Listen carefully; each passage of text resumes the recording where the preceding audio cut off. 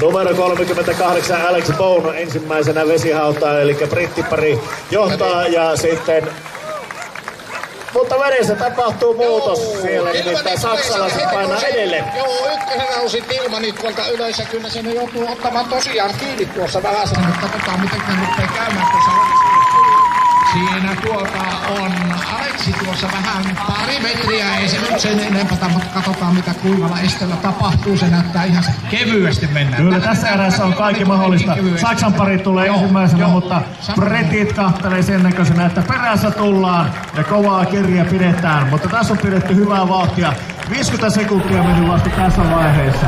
Huomaatko, miten loppukirille menee tää homma? Kato, miten rauha. Jäljellä ja Irvis kertoo sen nyt nimittäin.